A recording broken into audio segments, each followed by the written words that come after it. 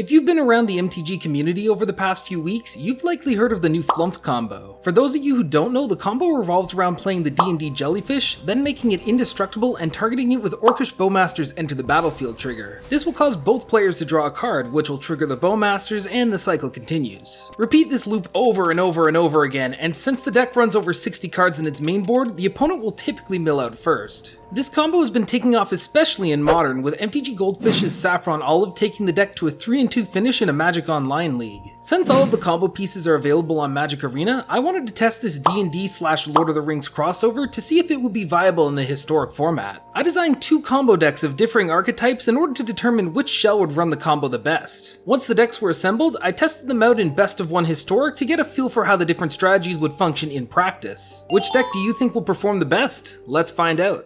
The first build I want to showcase was a collaboration between my friend Olivier and I. During our deck building brainstorm session, I floated the idea of running the creature-based Flump combo in a collected company build. Coco lets us search 7 cards deep for up to 2 creatures with mana value 3 or less and put them directly onto the battlefield. If we can find 2 critical pieces of the puzzle and put them directly into play, we could potentially start the combo at instant speed while our opponent is tapped out. Since the Coco route requires more creatures and spells, I opted for a 66 card special with 32 possible creatures to hit. Elvish Mystic and Llanowar Elves helps us ramp out Coco's early. Lauren of the Third Path can clear away artifacts and enchantments, along with a funny card draw interaction with the Bowmasters. Skyclave Apparition is our creature removal, and Renegade Rallier's Revolt can be triggered by our indestructible granting creatures. To help for tutoring up our missing combo pieces, we also run 2 Assemble the Teams and 2 Eldritch Evolutions. And quickly before we start the matches, I just want to thank Olivier for allowing me to use his Arena account to build this deck. Making multiple decks from scratch for one video requires a lot of wildcards, so his help allowed this video to be possible. Thanks, man. We're on the play in our highlight game, and our opening 7 doesn't look too great. We have no white mana to play our 4 white spells, so we're forced to mulligan down to 6. This hand looks far more playable, and it has a lot more combo pieces, so I decided to risk it by bottoming the Skyclave Apparition and keeping the rest. We start with a mana confluence into an Elvish Mystic, dropping us down to 19 life. Our opponent plays a Plains and passes, putting no pressure on us. We draw and play a basic land, then get in for 1 with the Elf, dropping them down to 19 life. I play a Selfless Spirit post-combat, dropping to 18 life and passing the turn. Our opponent goes land into Giada, Font of Hope. So they're on Angels. They're not going to have much removal, so I want to try to turbo out our combo as soon as possible before the big threats hit the table. We drop a Plains for turn, then go to combat and attack with the Selfless Spirit. There's no way they're going to block with that Giada. Oh no! Well that's gonna slow us down quite a bit. I play another Elvish Mystic post-combat, followed by a Flump, then pass the turn. Our opponent plays Castle Ardenvale into another Giada. Well, no wonder they had no trouble blocking us. They pass back to us, where we draw and play out a Skrelv Defector Mite and pass back. They play another land into a Boonbringer Valkyrie, leaving them completely tapped out. If there was ever a time for us to draw a combo piece, it would be now. Speaking of now, that's exactly the time when we clutch out a top deck Orcish Bowmasters, so I sack an Elf to an Eldritch Evolution to go get a Selfless Spirit, then run out the Bowmasters. We target the Flump, then hold full control so we can sack Selfless Spirit in response, giving our whole board indestructible. Everything resolves and we mill out our opponent 1 card at a time. Our opponent literally just sat there and took it, meaning I had to click through every single trigger for the next 2.5 minutes. Eventually we got the GG, and we even got to see the cool new mill out victory animation. In match 2, I was paired against a mono black deck and had to mull down to 6. We had 2 of our combo pieces in our opening hand, and we ended up drawing into the Bowmasters naturally on turn 3. They tapped out to Swift End our Selfless Spirit, which I sacrificed in response so that the adventure spell would fizzle and it would go to the graveyard. It didn't even matter in the end, because a clutch land on turn 4 let me cast both Savior and Bowmasters, giving us an uninterruptible combo win. We started match 3 against Jund midrange with a great opener, especially with backup Renegade Ralliers. They removed a critical Selfless Spirit on turn 2, then hopped on the value train with a Glissa Sunslayer. We got out a couple of our combo pieces, only for our opponent to slap us directly in the face by slamming down Sheoldred the Apocalypse. Great, now we can't even combo off without us getting killed first. Things were getting dire after a Colligan's command, so I decided to sack my Flump to Eldritch Evolution, grabbing a Skyclave Apparition to remove the Sheoldred. Unfortunately, they just so happened to be holding another K command, leaving us with no board and no hand. We tutored for another Apparition to get rid of the Glissa, but a Liliana of the Veil and another Glissa pretty much sealed our fate. This one was pretty hopeless, so we had to scoop it up. Match 4 against Grixis Control was honestly a bit of a wash. They kept playing all their Shocklands tapped, letting us build our board up nice and slow. When they finally decided to cast an Archmage's Charm to steal our Llanowar Elves, we surprised them with a sneaky Collected Company, getting both Flump and Selfless Savior. With them nearly tapped out for an expressive iteration, I let the Bowmasters in my hand loose, and with no response, they solidified another easy victory for us. The final match was against Mono White Life Gain, the most vile deck imaginable. It's hideous! So I'm sure you can only imagine the satisfaction I felt by playing out the full combo with absolutely no interaction, stealing away a win from an otherwise fully set up deck.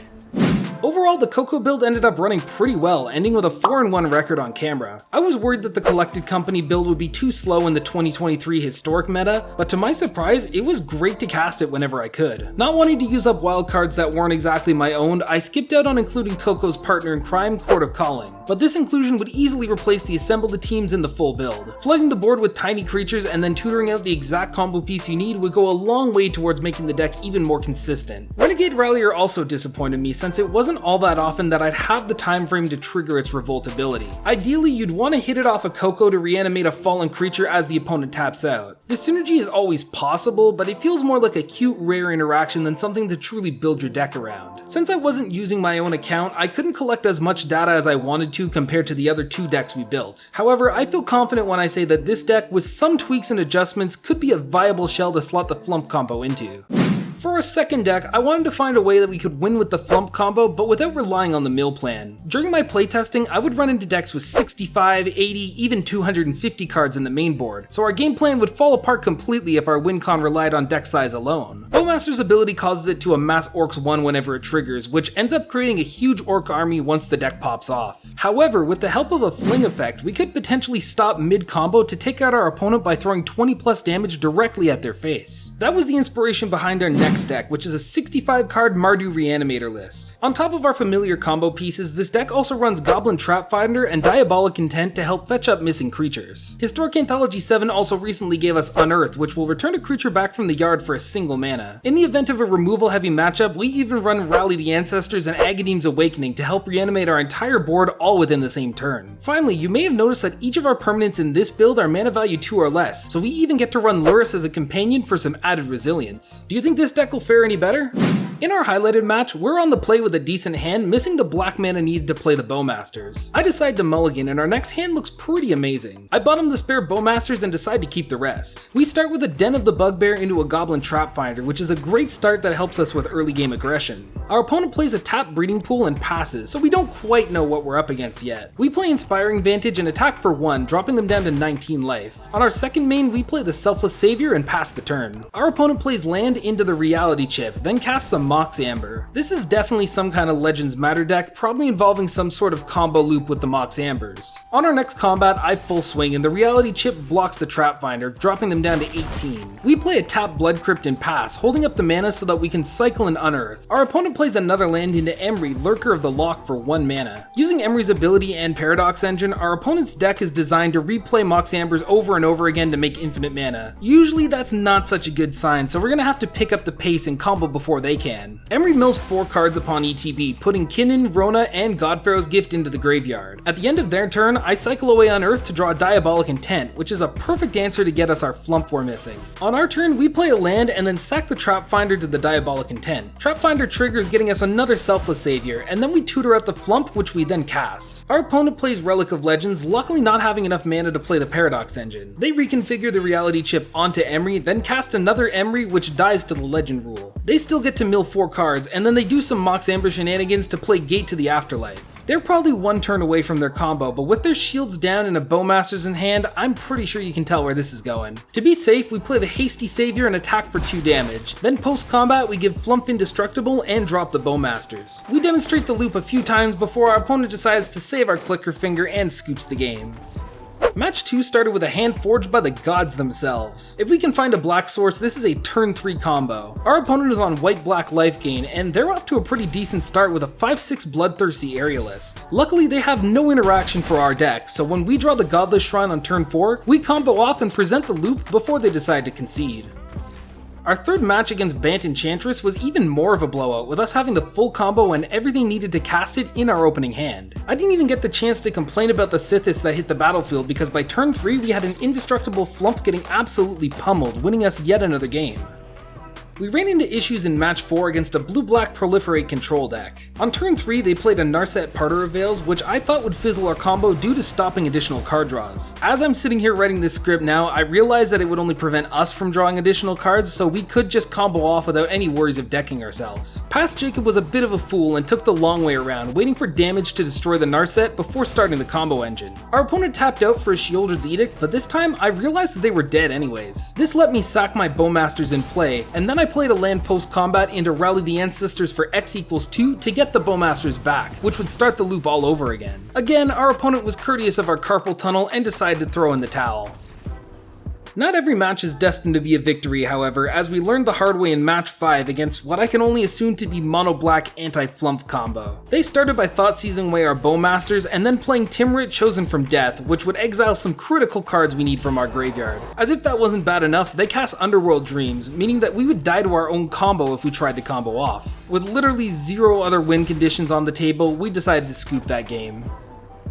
The Mardu Rally deck ended off with a 4-1 record on camera, and out of the decks that I've presented today, I think I was the biggest fan of this variant of the Flump combo. It's able to pull out alternate win cons in Fling, Thud, and Kazul's Fury, and the support cards like Goblin Trapfinder, Village Rites, Diabolic Intent, and Lurrus made this build incredibly consistent. Unearth is the true MVP of this deck, being able to either return any creature we want to the battlefield for 1 mana, or to cycle itself away for 2 mana. It was never a dead card in any matchup that I played, and I truly believe that it can carry the deck on its own in certain matchups. I understand that this deck is very susceptible to graveyard hate out of the sideboard, but that is the only downside that I found the deck faced in my time playing it. I highly recommend giving this deck a try if you're interested in playing the Flump combo in Historic. Before wrapping up, there was a third deck that I built, but I decided to scrap from the final video. Initially, Olivia and I tried out an Orzhov midrange deck, running 80 cards so that we could justify a Yorion companion. Just like the other 2 decks, I played 5 games on camera with it and went 3-2, but I can never pull off the Flump combo in any match that I played. While we could sneak out wins in the typical mid-range way, that's not why you clicked on this video. And I didn't want to lead the video with 5 minutes of content without the combo being truly presented. For what it's worth, Olivia has had far more success with the deck than I have, so it could just be pilot error at the end of the day. Thank you for sticking around till the end of the video. If you found this content interesting, informative, entertaining, all the above,